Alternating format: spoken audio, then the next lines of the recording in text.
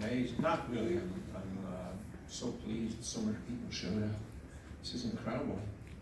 I knew John from UT. I met him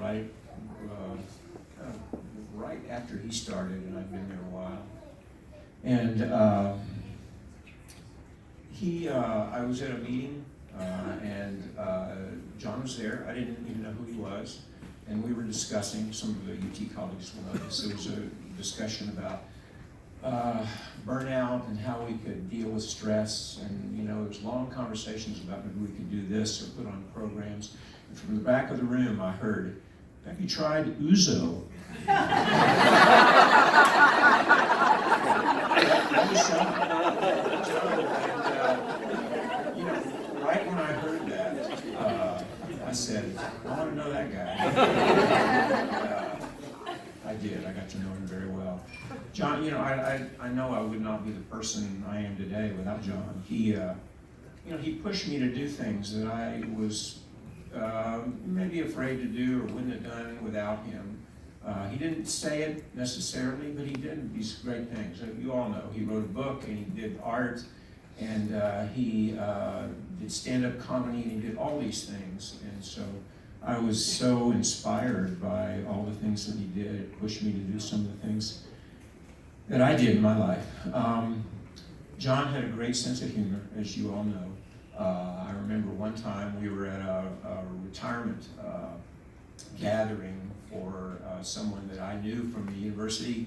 I'd had sort of a rocky relationship with this person, but I went to the retirement party, and people like here were getting up and talking and saying, you know, really nice things about this person.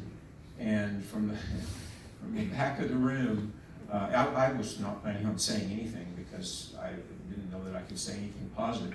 Again, from the back of the room, I heard John say, "Richard would love to get up and say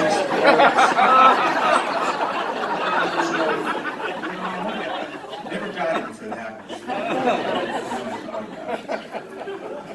But John was a truly, truly loyal friend. John and I played on several softball teams, and my son came out and to all the games, and so he got to know John really, really well. And my son just really made who didn't make an immediate connection with John? That was just John. But I remember we were going, and I was asking Mona, his 50th birthday gathering over at the little Mexican place on Burnett Road, and on Mercado. And in John fashion, John got up and said a few words to the group. And then he said, "And now I'd like everyone else to talk about me." So the first person who got up was my son, and I was really struck by that, how great connection. And when my son was struggling, and my son had a terrible car wreck and was in the hospital, well, John came to visit him always. You know, a lot of my friends didn't make it, but John was there. And I just think we all know that. All of you who knew him know that that's who John was.